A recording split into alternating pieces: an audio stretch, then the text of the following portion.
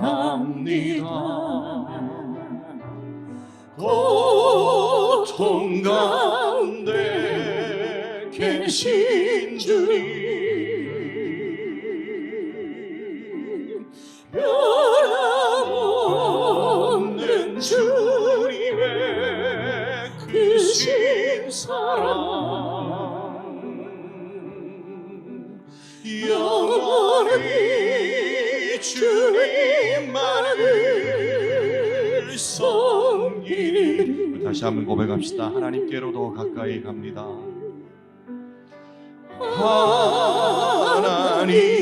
하나님께로 더 가까이 갑니다.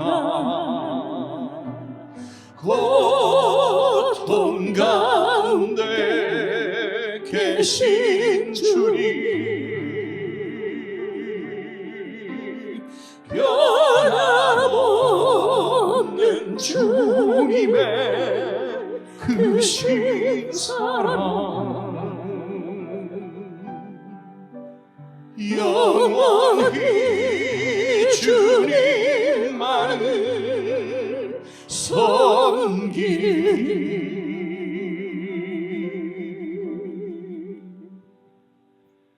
사랑하는 형제자매 여러분, 우리가 서로 사랑할 때에 더욱더 가까이 있고 싶고 상대를 더욱더 알아가기를 원하듯이 이 시간 예배자로 부름을 받은 우리가 하나님과의 그 사랑을 확인한다는 것은 내가 한 걸음 더 하나님께로 나아가고 주님께서 우리 마음 가운데로 가까이 다가오심을 의미합니다.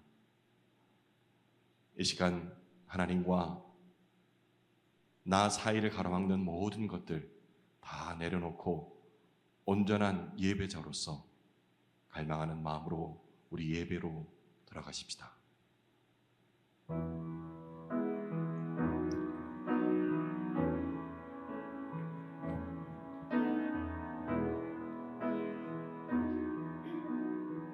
내 갈급함, 내 갈급함 어느 곳으로 채울 수 없네.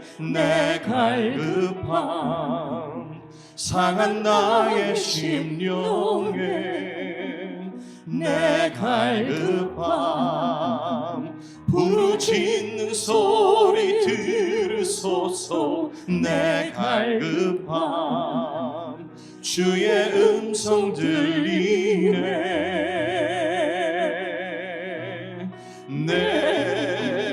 내게로 나오라.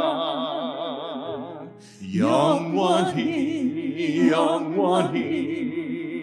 목마름 전혀 없으리. 내게로 나오라. 가까이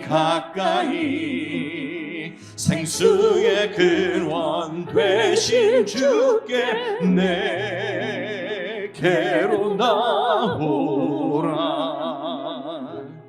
영원히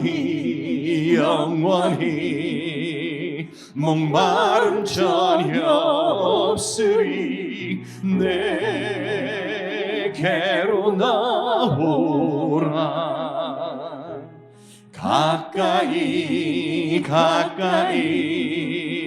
생명의 근원 되신 주께 내게로 나오라. 영원히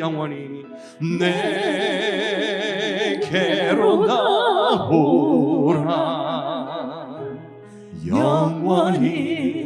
영원히 목마름 전혀 없으리. 내게로 나오라. 가까이 생수의 근원 되신 주께 내게로 나오라. 영원히 목마름 전혀 없으리. 내게로 나오라. 가까이 가까이 생명의 근원 되신 주께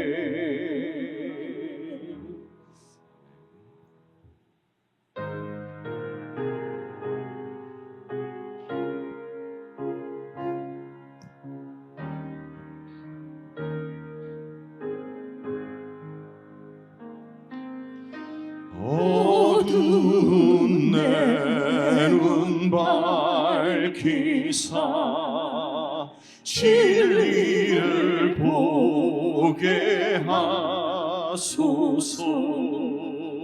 진리의 열쇠 내게 주사 참빛을 찾게 하소서. 깊으신 뜻을 알고자 엎드려 기다리오니 내 눈을 뜨게 하소서. 성령이여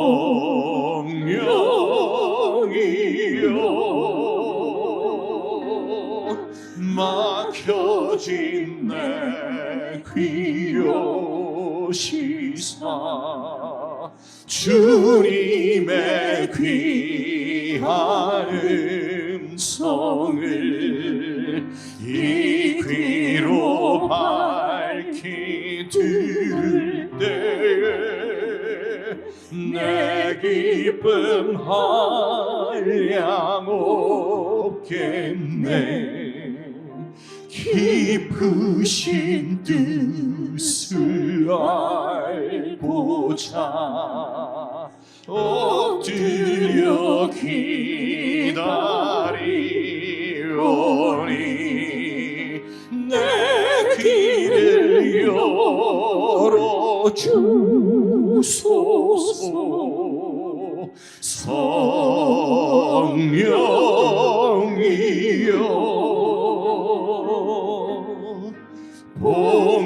봉해진 내 입 여시사 복음을 널리 전하고 차가운 내 맘 녹여주사 사랑을 하게 하소서. 깊으신 뜻을 알고자 엎드려 기다리오니 내 입을 열어주소서.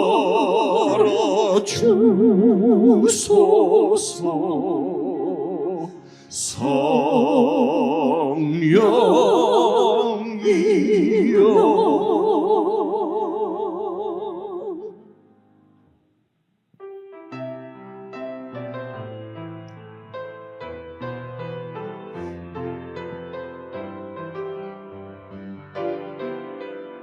아무것도 염려하지 말고 아무것도 염려하지 말고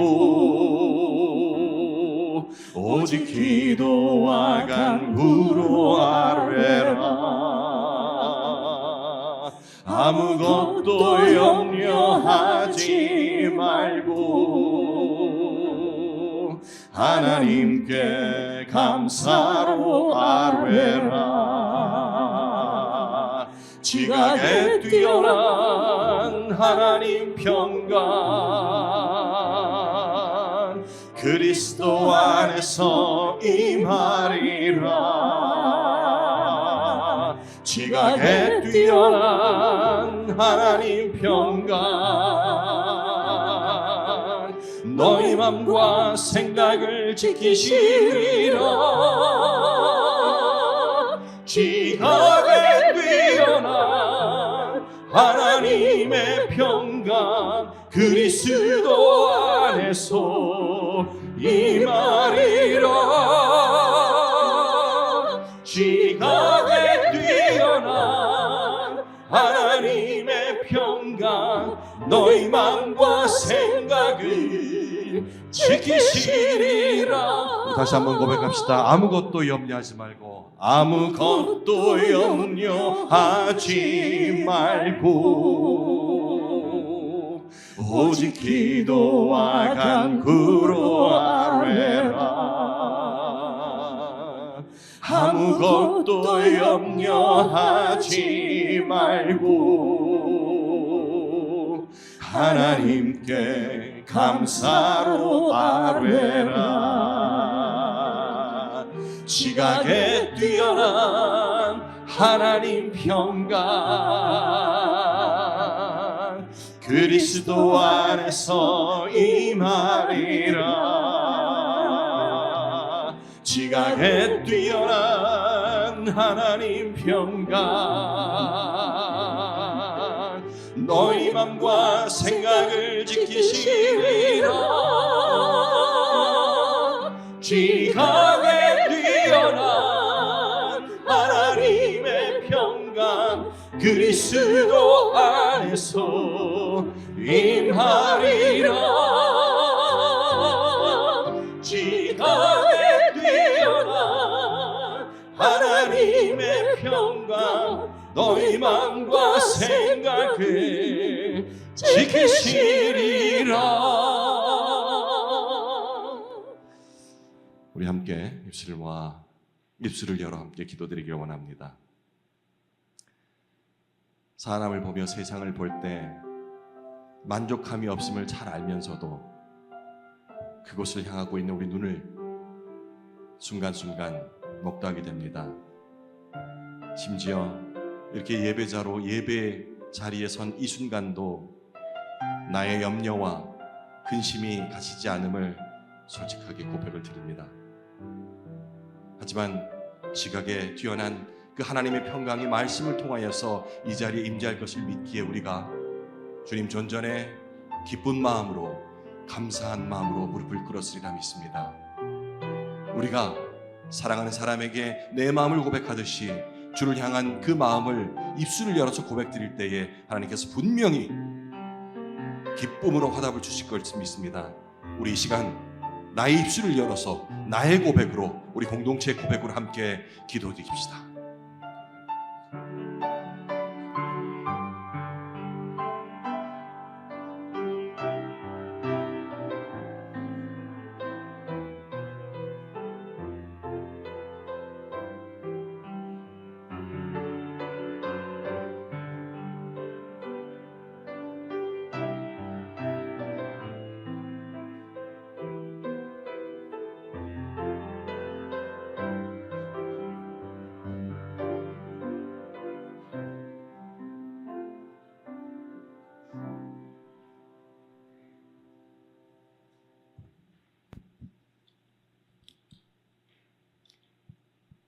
하나님 아버지 감사합니다. 생각도 다르고 생김새도 다르지만 하나님의 은혜로 말미암아 예수 그리스도께서 십자가 죽으심과 부활하심은 우리에게 믿는 믿음을 주셔서 우리를 구원하여 주심을 감사드립니다. 하나님께서 주시는 말씀을 성령님의 도우심으로 깨닫고 말씀대로 순종하며 살아가는 믿음의 삶을 살아가게 하옵소서. 서로 존중하고 배려하며 사랑으로 섬기는 그리스도 한 몸을 이루게 하옵소서. 말씀을 전하시는 분과 듣는 우리에게 성령 충만하게 하옵소서. 예수 그리스도 이름으로 기도합니다. 아멘.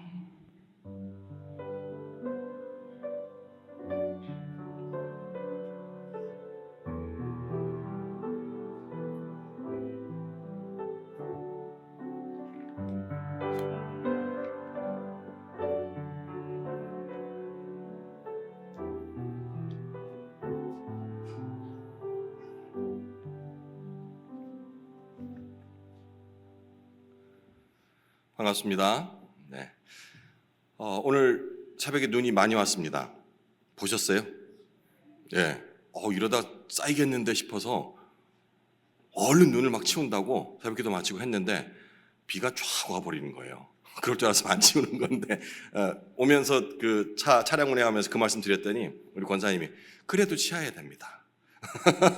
안 그러면 질퍽질퍽해져가지고 흙탕물이 튄다고 그 말씀 듣고 나니까 잘했다 잘 치웠다 싶은 생각이 들었어요. 감기를 조심하세요. 지금 폐렴으로 입원하신 우리 지체들이 많아서 제가 이렇게 본고 몰고 오면서 절반 이상이 비었어요. 마음이 너무 안 좋아요. 얼마나 그분들은 예배 이 자리를 사모하겠습니까? 그죠? 자, 그러니 오늘 오신 여러분들이 그분들 목까지 함께 집중해서 예배의 은혜를 나눠주시면 좋겠습니다. 오늘 야고보서 강의 6번째 시간입니다. 야고보서 3장 13절에서 18절까지 말씀으로 위로부터 난 지혜라는 제목의 말씀 여러분과 함께 나눠보도록 하겠습니다. 신약성경 374쪽 근처 찾아주시면 되겠습니다. 야고보서 3장 13절에서 18절까지 길지 않은 말씀이고 그리고 우리가 즐겨 또 암송하기도 하는 구절들인데 오늘 어떻게 익숙한 이 말씀을 은혜로 우리에게 인도하실지 기대하는 마음으로 함께 교독하도록 하겠습니다. 13절 제가 먼저 읽을게요. 너희 중에 지혜와 총명이 있는 자가 누구냐? 그는 선행으로 말미암아 지혜의 온유함으로 그 행함을 보일지니라. 그러나 너희 마음속에 독한 시기와 다툼이 있으면 자랑하지 말라. 진리를 거스러 거짓말하지 말라. 이러한 지혜는 위로부터 내려온 것이 아니요 땅 위의 것이요 정욕의 것이요 귀신의 것이니 시기와 다툼이 있는 곳에는 혼란과 모든 악한 일이 있음이라. 오직 위로부터 난 지혜는 첫째 성결하고 다음에 화평하고 관용하고 양순하며 긍휼과 선한 열매가 가득하고 편견과 거짓이 없나니 화평하게 하는 자들은 화평으로 심어 의의 열매를 거두느니라. 아멘.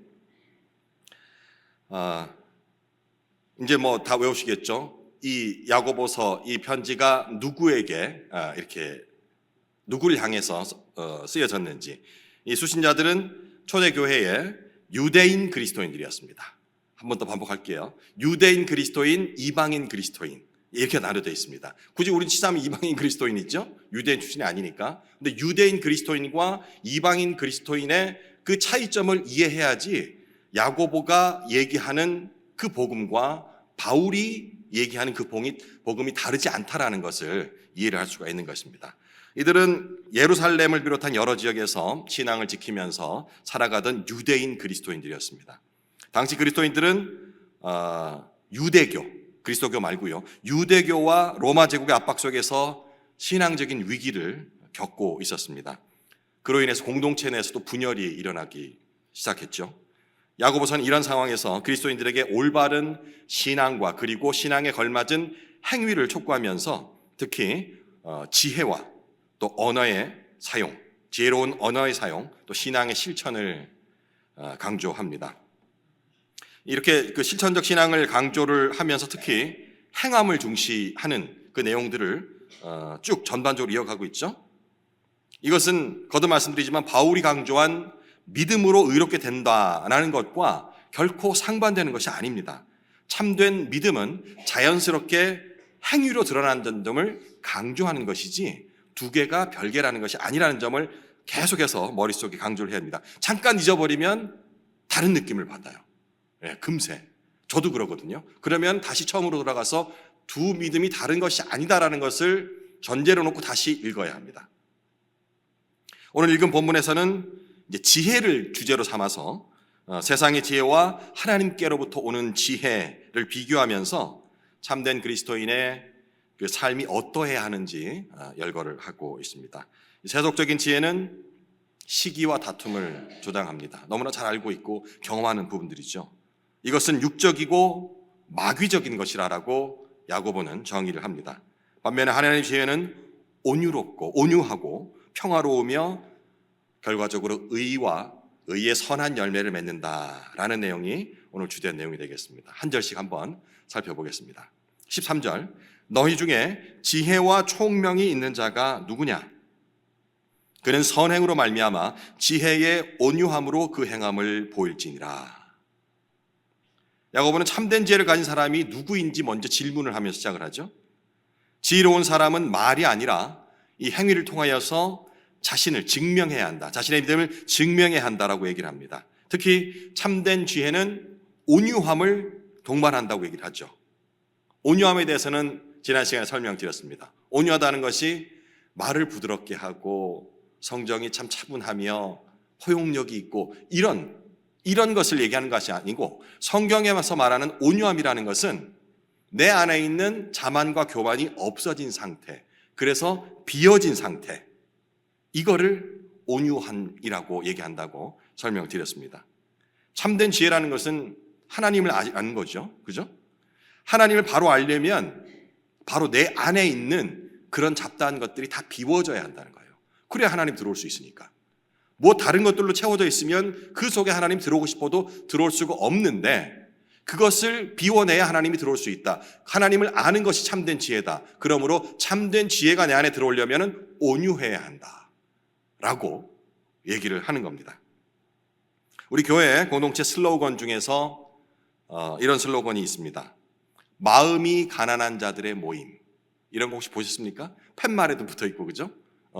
언제 만들어진 건지 모르겠는데 저쪽 관동공원 그쪽 옆에 보면은 이렇게 그냥 철판으로 이렇게 해가지고 화살표하고 마음이 가난한 자들의 모임, 이게 붙어 있었던 적도 있습니다. 그러니까 일반적인 교회에서 사용하고 뭐 이런 문구는 아니라서 초반에는 굉장히 사람들이 신기하게 저게 무슨 뭐 하는 데지? 무슨 센터인가? 뭐 이런 식으로 의문을 가질 정도로, 오늘 야고보식으로 표현한다면 마음이 가난하다, 마음속에 뭐가 없다, 들어있지 않다, 이것이 바로 온유함이라 했잖아요. 그러면 온유한 자들의 모임이다 라고 오늘 본문에 간다면 해석할 수도 있겠습니다. 그죠? 온유함이 뭔지 아시겠죠? 차분하고 부드럽고 이런 개념이 아니고 내 안에 그 교만이나 자만이나 다른 생각들이 없어진 상태, 싹 비워진 상태, 마음이 가난한 상태를 온유하다라고 우리가 인식을 해야 하는 것입니다. 14절, 그러나 너희 마음속에 독한 시기와 다툼이 있으면 자랑하지 말라. 진리를 거슬러 거짓말하지 말라. 자신 스스로 지혜롭다라고 자부하면서도 시기와 다툼이 있다면은 이것은 진정한 지혜, 당신이 말하는 지혜는 진정한 지혜가 아니고, 그리고 갖고 있다는 그 지혜도 갖고 있지 않을 확률이 많다라는 얘기가 되겠습니다. 세속적인 지혜라고 여기서는 땅의 것이라고 표현을 하는데, 나중에 뒤에 가면은 이 세속적인 지혜는 공동체를 오히려 분열시키고 또 거짓과 자기 자랑으로 점철될 수밖에 없다는 겁니다. 야고보와 이 동시대를 살았던 바울 역시 공동체의 분열을 직접적으로 지적을 합니다. 지금 야고보는 직접적인 지적이 아니고 이게 애둘러서 지금 얘기를 하거든요. 어떤 특정한 집단을 얘기하지는 않고. 그런데 이 바울은 직접적으로 한 공동체를 향해서 지적을 합니다. 바로 고린도 교회의 분열이었습니다. 고린도전서 1장 10절에서 17절에 이 바울은 고린도 교회가 어리석은 지금 행동을 하고 있다라고 꾸짖는데요. 내용은 이렇습니다. 당시에 고린도 교인들이 어떤 행태를 보였냐면은 당파를 지어서 이런 얘기를 했거든요. 나는 바울에게, 또 여기서 나는 아볼로에, 나는 게바에게, 나는 그리스도에게 속했다. 서로가 당파를 지어가지고 바울이 최고지. 한 교회 내입니다. 고린도 교회 내에서 바울이 최고지. 아니 아볼로가 훨씬 더 지적일걸? 아니, 내가 생각에는 게바가 훨씬 더 우리 지도자로 합당해. 다 싫고 그리스도가 우리 그거지. 뭐가 정답입니까? 여기서는 굳이 치자면 그리스도 말씀이 뭐 본 그거니까 그게 맞다 볼 수 있겠지만, 지금 핵심은 그게 아니에요. 당파를 짓는 거예요. 서로 옳다고 지금 싸움질하고 있는 거예요. 그러니 다 틀린 거예요. 자신이 따르는 지도자의 지혜를 서로 뽐내며 자랑하고 있는 거죠. 이는 각 지도자의 가르침을 받은 그룹들이 자기 그룹이 더 우월하다고 생각하면서 서로 경쟁하는 태도를 지금 꾸짖는 것이라 볼 수가 있겠습니다. 결국 이로 인해서 고린도 교회는 분열하고 맙니다. 아니 뭐 그 정도 했다고 분열? 예, 분열됩니다. 댐이 무너지는 거는 조그만 균열부터 시작된다 하잖아요. 이게 결국 교회 공동체를 분열하게 만듭니다.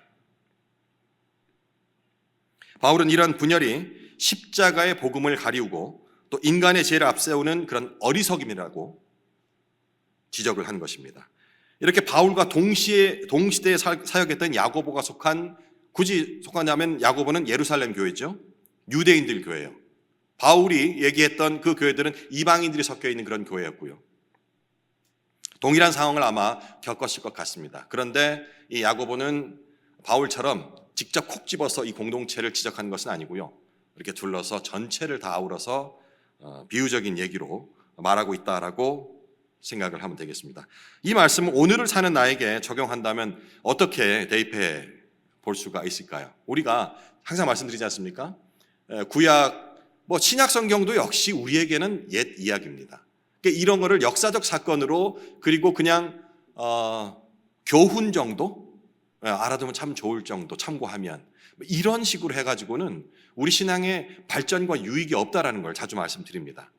성경 말씀이 나에게 들어와서 살아서 역사를 하려면 남의 얘기가 아닌, 바울의 얘기가 아닌, 고린도교의 얘기가 아닌 나, 김정훈, 장유남산 공동체 이렇게 적용을 해야지 비로소 실제적으로 내 삶에 들어와서 말씀 역사하기 시작하는 겁니다.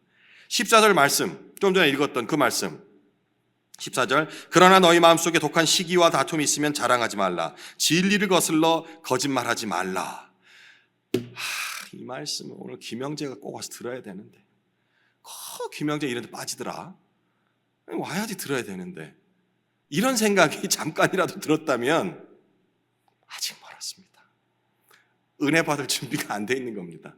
이 얘기가 김영재가 들어야 되는 게 아니고 내가 김영재네. 내가 들어야 되는 거예요. 이렇게 돼야지 비로소 말씀이 내 안에 들어오고 그 말씀이 살아서 역사하게 되는 겁니다.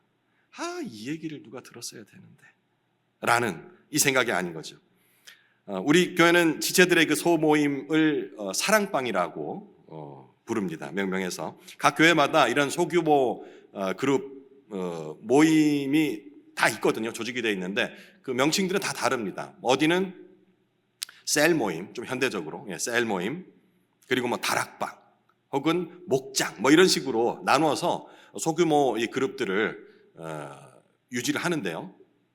이런 소그룹 모임이 주는 유익은 이루 말할 수가 없죠. 진짜 저런 또 유익까지 없구나라는 부분까지도 우리가 있는데 일단 각기 그 신앙의 배경이 다 다르잖아요. 그죠? 언제 시작했는지 그리고 어떤 연주를 갖고 있는지 또 생각의 가치관도 다르고 이런 사람들이 한데 어우러져서 특히 또 이번 우리 그 사랑방은 작년에 2024년 이제 곧 새로운 사랑방 조직을 또 하게 될 텐데 제비 뽑기를 했잖아요. 이렇게 좋아하는 사람끼리 뭉치고 이게 아니고 그냥 뽑은 거예요, 다. 이런 부분들에서 기대치 않았던 염려, 극단적으로 얘기하면 될까라는 염려까지도 가지면서 사랑방 모임이 시작됐는데 이게 하나님께서 역사하심으로써 그 안에서 기대하지 않았던 좋은 아름다운 모습들이 많이 펼쳐지고 있음을 확인을 합니다. 서로를 신앙 안에서 이해하고 또 돌보는 얘기들을 제가 많이 전해 듣거든요. 아무것도 못 듣는 것 같지만 이게 다 전해 들려요. 그 어느 사랑방에서 참 그 지체를 위해서 이런 것들 조용히 하죠. 소문 안 내게 하는데 좋은 소문들이 나요. 이거 들으면 참 기쁘죠. 이래서 우리 남산 공동체가 저력이 있는가 보다라는 생각이 들 정도로 말씀 안에서 함께 성장하는 그런 유익인 거죠. 그런데 이런 유익을 단번에 깎아먹는 그런 일들도 심심찮게 일어납니다. 이른바 자기 사랑방에 대한 선을 넘은 애착이죠. 사랑방을 좋아하는 건 참 좋아요, 그죠? 그런데 그게 너무 과도해지면 이것도 무리가 되는 겁니다. 지나친 애정 표현이 결국 뭘로 발전하냐면 우월감으로 발전합니다. 누구는 어디서 몇 명이 모였다는데 해가지고 밥을 어디 먹고 왔는데 우리도 질 수 없지, 이런 식의 불필요한 경쟁, 그리고 아무리 둘러봐도 우리 사랑방만큼 잘 모이는 데가 없어 라는 우월감 때문에 본디 목적에서 좀 벗어나는 그런 일들이 발생하게 되는 겁니다.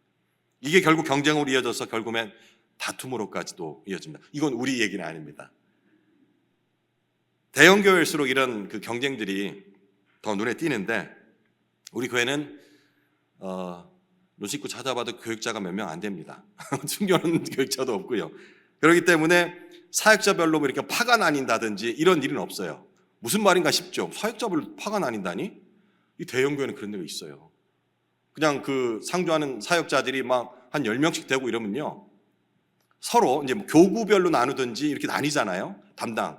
그러면 그 자기를 담당하고 있는 교육자 그를 사랑하는, 섬기는 마음이 참 좋은데 이게 엄청납니다. 그래서 서로 자기 교구가 더 좋니? 너 어떡하니?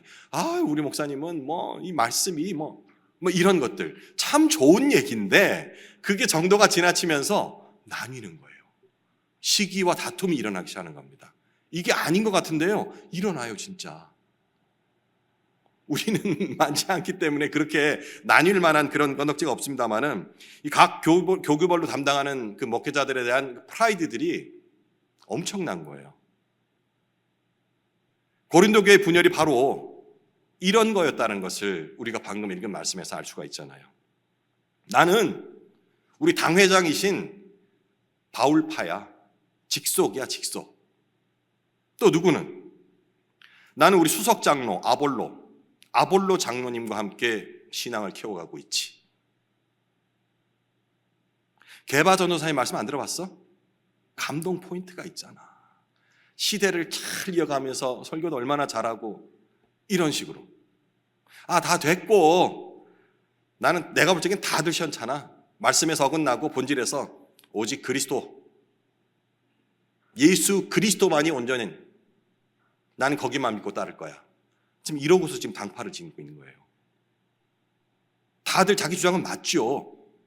설교가 좋고, 그리고 설교만 좋다 뭐해, 행함이 있어야지. 우리 지도자는 정말로 목양을 잘해. 뭐 이런 식의 각자의 자랑들을 늘어놓으면서 결국은 어떻게 됩니까? 분열이 되잖아요. 야고보는 바로 이렇게 상대를 시기하는 마음이 있다면 그런 자랑들, 설교를 잘해, 그리고 감동의 포인트가 있어, 그리고 우직하게, 말씀은 좀 어눌할지 몰라도 진짜로 진심으로, 막 이런 식으로 자랑들 하지 말라는 거예요. 그런 시기 다툰 마음이 있으면 그 자랑을 입 밖에도 내지 말라고 지금 얘기를 하고 있는 겁니다. 그리고 그런 말은 진리를 거스리는 거짓말이라고 강하게 경고합니다. 이어서 그런 생각과 말은 땅에 속한 것이다 라고 말씀 이어가죠. 15절, 이러한 지혜는 위로부터 내려온 것이 아니요 땅 위의 것이요 정욕의 것이요 귀신의 것이니. 야고보는 이런 당파들이 주장하는 그런 지혜, 자신들이 알고 있다라는 그 지혜가 어떤 의미에서 보든지 결코 하늘에 속한 것은 아니다라고 강하게 말합니다. 당시 하늘은 어떤 의미로 사용된지 알고 계시죠? 세상과 구별되어 있는, 왜냐하면 지금은 비행기 날아다니지만 그때는 하늘은 신의 영역이라고 생각했기 때문에 하나님의 영역으로, 하늘나라라는 말은 결국은 하나님 나라라는 말과 동등하게 사용됐다라는 기본 지식을 갖고 생각을 한다면 지금 여기서 위라고 얘기하는 하늘에서 내려왔다는 것이 어떤 의미인지 우리가 이해하기 쉽습니다. 그래서 교회 공동체에서 지혜롭다고 주장하는 것은, 지혜롭다라고 얘기한다는 것은 어떤 의미냐면 하나님의 지혜를 가졌다는 그런 의미와 같아요. 그러니까 뭐 세상적으로 똑똑하다는 게 아니고 교회 안에서 참 지혜롭네라고 얘기하는 것은 하나님의 위로부터 내려온 지혜를 가지고 있군요 당신은, 라는 고백과 같다는 겁니다.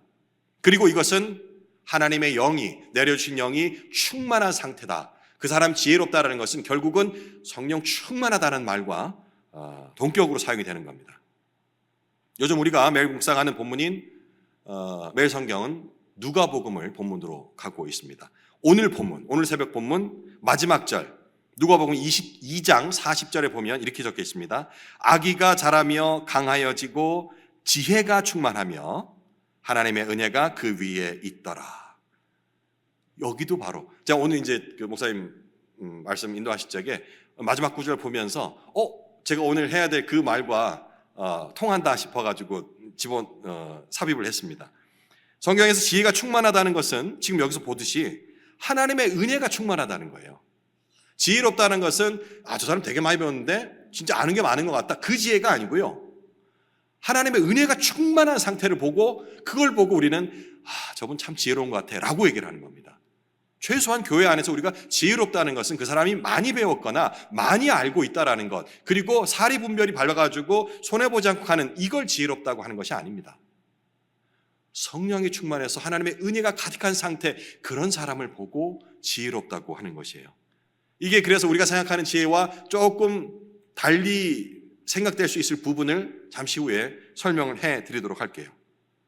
야고보는 지금 교회 안에서, 그가 속한 지금 그 교회 공동체 안에서 아주 날카롭고 비평가적인 그런 시각으로 자기들 스스로가 아주 영적인 사람이고 영적으로 민감해서 하늘에서 온 지혜, 그 지혜를 잘 알고 있다라고 떠드는 사람들, 하나님의 지혜가 있다고 말하는 사람들이 아니라고 지금 강하게 부정하고 있는 겁니다. 첫째, 야고보는 그런 지혜를 땅 위의 것이라고 선언을 하는데요. 이 신약 성경에서 땅 위의 것이라는 표현들이 가끔씩 나오는데 어떻게 이해를 하면 되냐면 물론 100% 땅의 것은 다 더럽고 세속적이다 이런 의미는 아닙니다. 또 땅을 또 경작하고 갖고 와야 되는 이유인데 대부분은 땅이라는 비유가 나올 적에는 좀 열등한 것을 얘기할 적에 땅의 것이라고 얘기를 하게 됩니다. 이유는 하늘의 것과 비교하면서 하늘이라는 것은 하나님을 상징한다고 했죠. 그것과 비교하기 위해서 땅의 것이라고 이야기할 적에는 열등하다라는 그런 개념을 갖고 들으시면 되겠습니다. 좋지 않은 것이죠. 두 번째, 이 지혜는 영적인 것이 아니거나 혹은 성령이 없는 지혜, 즉 육신적인 지혜, 여기선 정욕의 것이라고 표현을 했죠. 세 번째, 공동체를 분열시키는 이러한 교훈, 이러한 지혜는 바로 귀신의 것이다. 귀신이 주는 교훈다라고까지 얘기를 합니다. 사실 이게 성령 얘기하면서 귀신 이런 것과 대비시켜가 너무 극단적으로 얘기하는 것이 좀 약간 불경하다는 그런 생각들이 좀 있어서 우리가 이게 영적인 그런 일반적인 사람의 생각이 아닌 그럼 좀 거룩하고 그리고 좀 이게 뭐라고 표현하죠? 거룩하고 홀리하고 똑같은 거잖아요. 이게 좀 다른 세상 것과 다른 그런 언어를 얘기하고 막 그렇게 말하는 사람들이나 행동하는 사람을 보고 우리가 깜빡 속을 때가 많습니다. 저 사람은 굉장히 영적으로 민감하고 하나님과 참 기도를 많이 해가지고 하는 사람인 것 같아 라고 속는데, 지금 야고보의 얘기대로 한다면 이 사람들이 교회 안에서 영적인 말을 하면서 아주 우월한 행동들, 우월한 해석들, 성경의 해박한 지식을 가지고 떠드는 것을 보면서 아주 성령 충만한 사람처럼 보일지 모르지만 사실은 악한 영, 귀신에게 받은 지혜로 떠들고 있음을 심각하게 지금 경고하고 있는 겁니다. 섬뜩하지 않습니까? 우리가 최소한 다른 곳은 몰라도 이 예배당 안은 정말 거룩하고 하나님의 영이 충만한 곳이라고 믿고 안심하고 이 마음 가지고서 예배를 드리고 이 안에서 사랑방 모임을 갖고 갔는데 그 가운데서도 귀신의 말에 지배를 당하는 사람이 있다는 거예요. 교회 안에서조차 귀신의 영이 영향을 미친다는 사실 생각해야 합니다. 그렇다고 막 저 사람 귀신 들렸나 이렇게 색안경 끼고 보라는 얘기가 아니지만 항상 민감하게 과도한, 그리고 오늘 본문에 의한다면 화평을 낳지 않고 시기, 질투, 다툼을 유발하는 지적을 자주 하는 사람이라 한다면 본인 스스로가 먼저 내가 성경을 통해서 배운 이 깨달음이라는 것이 성령의 깨달음이라고 지금 확신하고 있는 부분이 맞는가, 그것이 나는 교회를 위해 산다고 한 얘기지만 이것이 교회의 화평을 계속 깨트린다, 그냥 잘못한 걸 덮고 넘어가자는 게 아니에요. 그것을 바로잡겠다라는 그 일념으로 계속해서 지체들을 상처를 내고 사역자들을 힘들게 하고 스스로도 편하지가 않고, 이런 생각들과 뭐가 많이 든다 한다면 한 번쯤 생각해야 합니다. 16절, 시기와 다툼이 있는 곳에는 혼란과 모든 악한 일이 있습니다. 개역 개정 우리가 지금 방금 읽은 이 성경에는 시기와 다툼이라고 번역이 되어 있는데 우리가 이 전 성경은 개역 한글 성경이에요. 여기에는 시기와 당파심이라고 적혀 있어요. 이 다툼이라는 것이 결국 편을 나누는 그 당파를 나누는 것에서부터 시작된 것이라는 것을 짐작할 수가 있겠죠. 남보다 많이 안다는 사실이 또 남이 모르는 것을 알고 있다는 사실이 어느새 나를 교만하게 만드는 것입니다. 처음 신앙생활을 했을 때, 시작했을 때 성경을 잘 모를 때 얼마나 겸손했습니까? 그죠? 주위의 모든 말씀 한 말씀이 은혜로 다가왔는데 성경을 1독하고 2독하고 10독하고 그룹 바이블 스터디, 사랑방 여러 모임을 통해서 여러 신앙 서적들을 읽게 되면서 그전에는 목사님 말씀하시면 모든 게 다 감사함이고 은혜고 깨달음이었는데 이제는 그 말씀이 그 말씀 같이 들리고 이렇게 되면 내가 알고 있는 지식이 위로부터 온 지식이 아닌 다른 것으로 변질되고 있는 것입니다. 남이 보지 못하는 지체의 어려움을 느낀다는 것은 참으로 귀한 관심입니다. 그리고 그 어려움을 손수 돕는다면 그야말로 아름다운 은사일 겁니다. 그런데 그 사실을 자신의 입으로 주위에 얘기를 하고 공공연히 얘기를 하고 혹은 그 사실을 눈치채지 못한 사람을 부끄럽게 하는 용도로 자신의 선행을 사용한다면 그 섬김은 하늘로부터 내려온 온전한 지혜로 섬기는 섬김이 아닌 땅의 것이며 정욕을 위한 자기 자랑이며 공동체 분열을 초래하는 악한 일이 되고 만다는 것입니다. 내 시간과 물질, 내 관심을 들여서 그 좋은 일을 하고도 그것이 땅에 떨어지는 그런 일이 될 수 있음을 야고보는 강조하고 있는 것입니다. 이런 실수는 저와 여러분이 부지불식 가운데 자주 저지르는 일이라는 점에서 더욱 경각심을 갖습니다.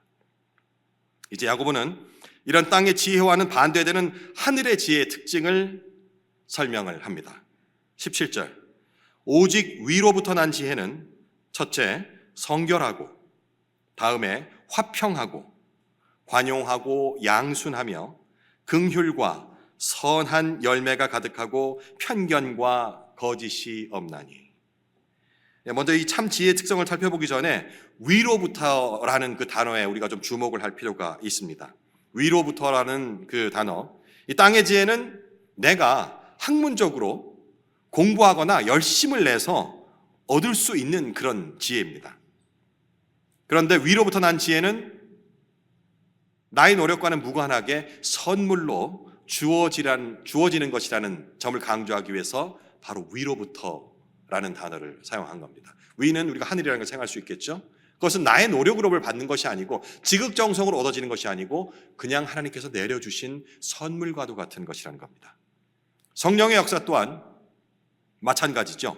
사도행전 8장에서 빌립이 사마리아 지역으로 가서 이 복음을 전할 때 많은 능력들이 일어납니다. 그때 어떤 인물이 다가옵니까? 마술사 시몬이 돈 꽤 많이 벌었다죠. 예언하고 점쳐주고 뭐 병고침도 했는지 모르겠는데 막 이런 것들을 하면서 사람들을 혹하게 만들어서 꽤 많은 재산을 모았던 그 마술사 시몬이 역시 빌립 지사에게 와서 세례를 받습니다. 그러고서 그 뒤에 온 베드로와 야고보 이 사도가 성령으로 세례를 떴더니 성령이 오면서 막 그 능력들이 일어나니까 야, 내가 저것도 가져야겠다 싶어서 그 두 사도에 가서 이렇게 얘기를 하죠. 요즘 식으로 표현하면 얼마 하면 되겠니? 내가 뭘 어떻게 하면은 그 능력을 나에게도 주시겠소? 라고 물어봅니다. 이때 성령을 돈 주고 사겠다는 거죠. 베드로가 호통치죠. 네 은과 네가 함께 망할지어다. 네가 하나님의 선물을 돈 주고 살 줄로 생각하였도다라고 꾸짖습니다. 이처럼 이 위로부터 난 지혜는 하나님께서 주신 선물입니다. 그러니 선물로 받은 것을 자기 것인 양 자랑하면 안 되겠죠. 위로부터 난 지혜의 특징은 오늘 본문에 의하면 먼저 성결합니다.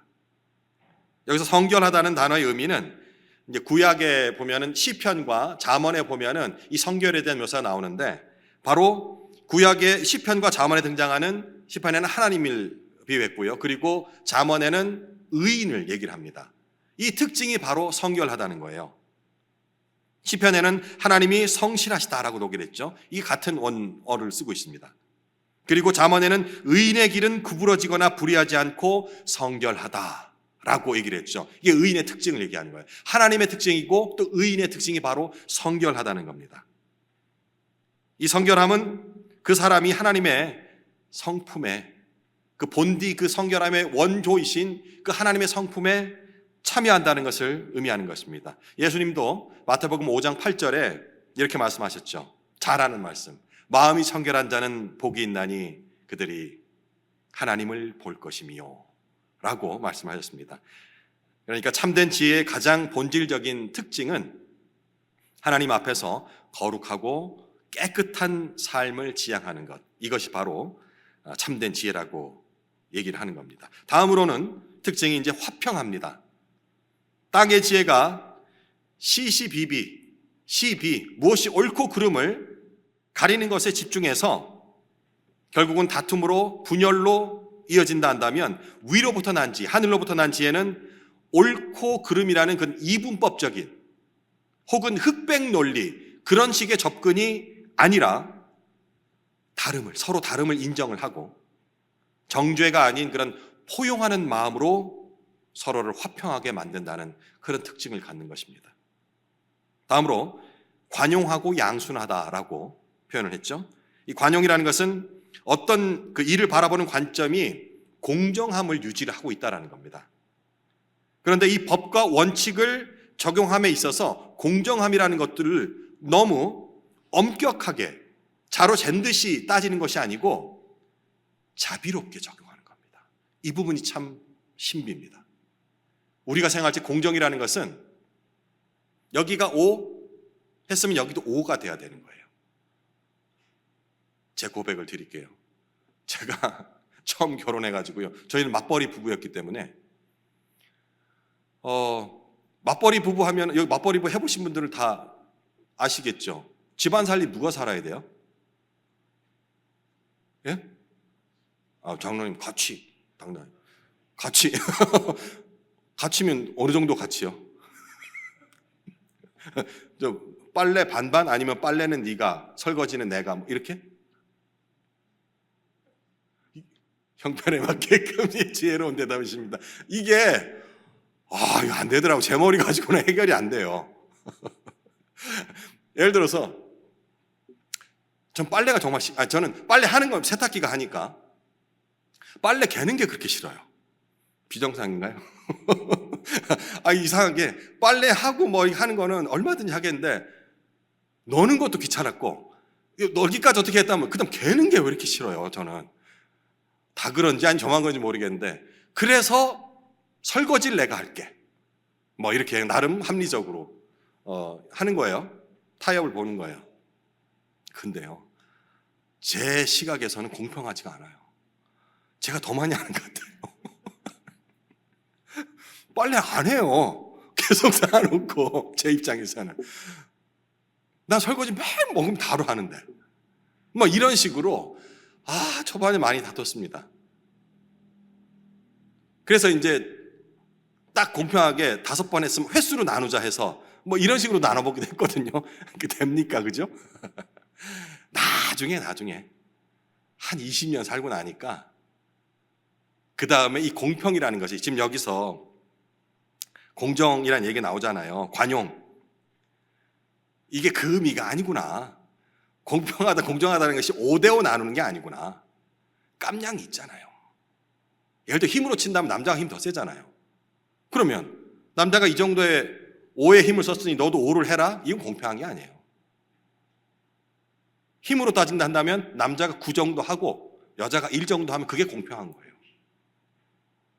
집안 깨끗이 잘 청소하고 이런 은사가 있으면 그 사람이 구하는 게 나머지 일을 혹은 10대 빵으로 해도 그게 공평하라는 걸 나중에 알겠더라고요.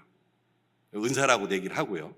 그걸 알아가기까지가 참 많이 걸렸습니다. 여기서 말하는 관용하다는 것, 관용을 베풀어야 한다는 것, 이것이 바로 여기서 말하는 공정함이라는 것은 엄격한 기준 그런 게 아니고 자비롭게 적용하는 그런 태도가 여기서 말하는 관용이라는 것 같아요. 예전에 읽었으면 무슨 말인지 모르겠죠. 이제야 이제 좀 알게 되는 거예요. 이 바울 역시 빌립보서 4장 5절에 직접적으로 이렇게 표현합니다. 모든 사람에게 관용하라. 이 관용이 바로 그 관용이에요. 덮어놓고 혹은 아주 엄격하게 공정하게 이게 관용이 아니고요. 우리 장로님 말씀하셨듯이 형편에 막 이 형편이라는 것이 진짜 너그러운 마음이 있어 형편이 돼요. 해도 너 너무한다. 내가 맨날 다 하잖아. 라고 들어가면 섭섭한 마음이 드는 거고요. 하면서도 기쁠 수 있습니다. 내가 굴을 하고 거기가 일을 하더라도. 그죠? 계속 강조하지만 이 야고보와 바울이 믿음과 행함이라는 두 가지 대립적인 관념을 가지고서 서로 다른 얘기를 하는 게 아니라는 거예요. 지금 계속 같잖아요. 야고보가 한 얘기를 지금 바울도 하잖아요. 그죠? 관용 똑같이 나오는 거예요. 하나님의 지혜는 엄격한 율법주의가 아니고 다른 사람의 처지를 이해하고 배려하는 마음에서 드러난다라고 바울도 얘기를 하고 있거든요. 그리고 이 양순하다는 말은 순종적이고 그리고 잘 설득하는 말고 설득당하는 그런 태도를 얘기하는데, 다시 말해서 완고하고 그런 고집스러운 마음을 갖는 것이 아니고 하나님의 뜻과 진리를 기꺼이 받아들이고 또한 나아가서는 타인에게 나의 생각을 굽히지 않으려고 딱 자존심 세우고서 내가 제 얘기를 계속 따라 들어가 그러네요. 듣고 보니 맞네요 하다 보면 나를 깔볼 거야 라는 그런 생각으로 적당히 순간에 있어서 끄떡끄떡 안 하고서 글쎄 한 번씩 습관적으로 이렇게 하는 그런 태도가 없이 그렇군요. 맞아 라고 끄덕여 둘 수 있는, 보다 근본적인 것은 하나님의 뜻을 의심 없이 순종하는 것. 그건 아닌 것 같은데요. 하나님 내가 좀 살아봤는데요. 살면 얼마나 살겠어요. 하나님은 얼마나 사셨겠어요. 비교도 안 되는데 그거 가지고 그렇게 얘기를 한다는 거죠. 그것이 없는 것이 바로 양순하다는 겁니다. 다음으로 긍휼과 선한 열매가 가득한데, 이 긍휼이라는 것은 불쌍히 여기는 마음이죠. 예수님께서 마태복음 5장 7절에 강조하신 그런 중요한 덕목이기도 합니다. 그런데 이 긍휼의 마음은 반드시 선한 열매로 나타납니다. 누구보다 이 사실을 확신한 사람이 바로 야고보죠. 이 야고보의 믿음은 긍휼이 그런 단순한 그런 일시적인 감정이 아니고 실제적인 행동으로 이어져야 한다라고 철석같이 믿고 이것이 바로 신앙이다라고 확신을 하는 사람이었습니다. 참된 지혜는 자비로운 마음뿐만 아니라 그것이 구체적인 행동으로 나타날 때 비로소 온전한 믿음이 된다라고 얘기를 하고 있는 거죠. 마지막으로 하늘로 난 지혜는 편견과 거짓이 없다라고 얘기를 합니다. 편견이 없다는 것은 차별이 없다는 거죠. 구별하지 않는다는 얘기죠. 사람을 외모로 판단하지 않고 공정하다는 의미이기도 합니다. 근데 이게 참 어렵습니다. 특히 서로 품앗이하면서 집안 사정을 속속들이 알고 있는 그런 우리 지체들일수록 상대방의 특징을 많이 알게 됐잖아요. 좋은 점도 또 그의 약한 부분도 다 알게 되는데 이때 특히 조심해야 합니다. 나는 아무 편견 없이 그 사람을 돕겠다는 의미로 다른 사람에게 그 사람의 형편을 얘기를 했어요. 같이 돕자는 의미로. 그런데 그 사정을 들은 사람은 이 말한 사람이 그런 순수한 의도와는 상관없이 그 듣게 된 상대방의 형편에 대해서 편견을 가지고 바라볼 수가 있다는 거예요. 그래서 그런 상처 때문에 잘 다니던 교회에서 나와서 새로운 교회를 찾아서 이 교회 저 교회 방황하다가 겨우 정착한 아무도 자기를 아는 사람이 없는 그 교회에서는 앞선 그런 공동체 트라우마 때문에 성도 간의 교제는 일절 같지 않습니다. 그저 예배당만 왔다 갔다 하는 그런 신앙생활 하는 분들 많이 봤습니다. 이렇게 되면 그 성도 간의 교제를 통한 그 신앙의 풍성함을 누리지 못하는 그런 반쪽짜리 신앙생활을 하게 되는데 얼마나 안타깝습니까? 이게 누구의 책임이라고 따지기도 애매하지 않습니까? 선한 의도로 얘기를 했는데 그 자세한 내막을 모르는 다른 사람은 곡해를 하거나 편견을 갖고 그 사람 너무 아니라네, 스스로 노력을 해야지, 뭐 이렇게 생각할 수도 있잖아요. 이런 편견을 갖지 않는 사람은 거짓이 없다라고 얘기를 합니다. 위선적이지 않으며 진실된 태도를 보이기 때문이겠죠. 이것은 인간적인 그런 이해관계에 따라서 그때그때마다 달라지는 것이 아니라 일관적인 태도를 유지를 하는 겁니다. 사람들에게 영향을 주고 영향을 또 끼치기 위해서 허세를 부리거나 가식적으로 행동하지 않고 모든 사람에게 동일하게 행동을 하는 것이죠. 근데 이게 거짓이 없다는 표현을 우리가 이런 식으로 또 사용하면 안 됩니다. 나는 진짜 사람을 대함에 있어서 가식이나 거짓이 없게 솔직하게 다 말하는 편이야. 괜히 돌려서 얘기하고 핵심은 그래서 얘기하지도 못하고 이런 우유부단함, 나는 딱질새끼야, 이렇게 적용하는 거, 이건 거짓이 없는 게 아니고요, 예의가 없는 겁니다. 이거를 나는 솔직하게 그래, 잘못된 거 얘기해 줘야지, 사명감 가지고 막 툭툭 뱉는 얘기들, 이거는요 솔직한 게 거짓이 없는 게 아니고요, 자신의 감정이 솔직한 게 아니고 예의가 없는 겁니다. 이렇게 적용하면 안 돼요. 그런 사람들은 스스로 당당해지기 위해서 내가 지금 하는 말을 정당화시킵니다. 상처 주려고 하는 말이 아니고 그 사람을 위해서 하는 얘기라고 스스로 자위하죠. 또 그리고 자기 행동에 그런 정당화하기 위해서 쓴소리 하고 난 다음에 그 사람에게 꼭 선물을 줍니다. 이건 뭐 미안해서 주는 건지 무마하려고 주는 건지 잘 모르겠습니다만은 이 부분은 깊게 다루지 않겠습니다. 저도 자신이 없기 때문에. 마지막 구절 18절, 화평하게 하는 자들은 화평을 심어 의의 열매를 거두느니라. 화평이라는 씨앗을 심으면 그 열매는 의라는 것에, 의라는 열매로 거두게 된다는 얘기죠. 좋은 씨앗이 좋은 열매를 맺게 된다는 그런 원리를 얘기하는 것 같습니다. 이 화평을 이루려고 하는 사람이 세상의 기준에서는 좀 유약해 보입니다. 소신도 없어 보이고 좀 미련해 보이기도 하고. 그런데요, 우리 주위에 그런 화평을 실천하려고 하는 사람이 있다면 단번에 그렇게 판단하지 마시고, 좀 우유부단해 보이고 결단력도 없는 것처럼 보이더라도요, 시간을 두고 좀 깊이 있게 거리를 두고 한번 잘 지켜보십시오. 그 사람이 화평을 실천하려고 하는 사람이 나보다 많이 배우지 못할 것, 또 재능이 없어서 혹은 가진 것이 없어서 자기 주장을 그렇게 강하게 펼치지 않는 것이 아니라는 걸 알게 될 겁니다. 나보다 더 많이 배우고 오히려 더 똑똑하고 심지어 경제적으로도 훨씬 여유가 있지만 드러내지 않을 것뿐이에요. 그 중심에 예수님의 말씀이 항상 상주하면서 삶으로 실천하기 때문에 자기의 주장이 없어 보이는 것처럼 보입니다. 유약해 보입니다. 뭐 이래도 좋다, 그럽시다, 저래도 좋다, 그렇게 하면 더 좋겠네요. 내가 많이 배운 척하고 가진 척하고 똑똑한 척해서 나를 잘 대하고 존중해 주는 것이 아닙니다. 착각하면 안 됩니다. 감히 날 우습게 보지 못하게 철저하게 빈틈없이 내 관리를 하기 때문에 나를 함부로 대하지 않는 것이 아니라는 겁니다.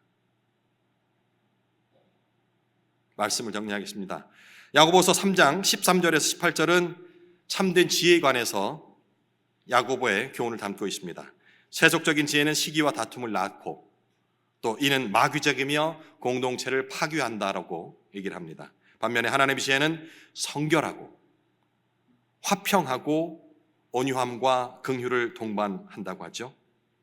이것은 비단 우리 신앙 공동체뿐만 아니고 우리 개인적인 삶에 있어서도 중요한 기준이 되는데, 오늘날 교회와 사회 속에서도 우리가 바깥에 나가 살 때도 우리 연장선이 되지 않겠습니까? 교회 안에서만 신앙생활하는 것이 아니기 때문에 이것이 우리가 어떤 지혜를 따르고 있는지, 위로부터 난 지혜인지 아니면 세상적으로 내가 노력을 해서 배워서 얻은 체험적인 그런 지혜인지, 잘 분별해서 사용을 해야 한다는 것을 오늘 본문은 얘기를 하고 있습니다. 우리가 추구하는 지혜가 경쟁과 다툼을 조장하는 세상적인 지혜인지, 아니면 화평을 말하고 의의 열매를 맺을 수 있는 위로부터 내려온 하나님의 지혜인지 점검을 해야 되는 겁니다. 그리고 참된 지혜는 반드시 야고보의 말에 의한다면 삶의 열매로 드러나게 되어 있습니다. 이것이 신앙의 본질임을 알아야 한다는 것이죠. 기도하겠습니다. 하나님, 지혜를 갈망합니다. 세상을 사는 지혜를 알고자 많은 책을 섭렵하고 지혜다를 쫓아 세상에서 소위 말해 성공했다는 사람들의 삶의 패턴을 연구하며 나의 24시간을 쪼개 실천을 하고 있습니다. 또한 많은 사람들로부터 존경을 받을 수 있는 그러한 구제와 나눔 사회 사업을 실천하고 있습니다. 하지만 그 가운데 하늘로부터 난 지혜가 부족하다면 결국은 나의 선행이 공동체 분열로 이어질 수 있음을 두려운 마음으로 받아들입니다. 오직 하늘로부터 난 그 지혜를 사모하는 우리 공동체가 될 수 있도록 우리 마음을 온유하게, 내 마음속에 들어있는 다른 모든 불필요한 것들을 비워낼 수 있는 삶을 우리 공동체에 허락하여 주옵소서. 감사드리며 우리 주 예수 그리스도 이름으로 기도드립니다. 아멘. 네, 말씀을 찬양으로 고백하길 원합니다. 이 세상을 살아가는 동안에 나의 힘을 의지할 수 없으니 기도하고 낙심하지 말 것은 주께서 참 소망이 되심이라. 함께 고백드립니다. 이 세상을 살아가는 동안에 나의 힘을 의지할 수 없으니 기도하고 낙심하지 말 것은 주께서 참 소망이 되심이라. 하나님의 꿈이 나의 비전이 되고 예수님의 성품이 나의 인격이 되고 성령님의 권능이 나의 능력이 되길 원하고 바라고 기도합니다.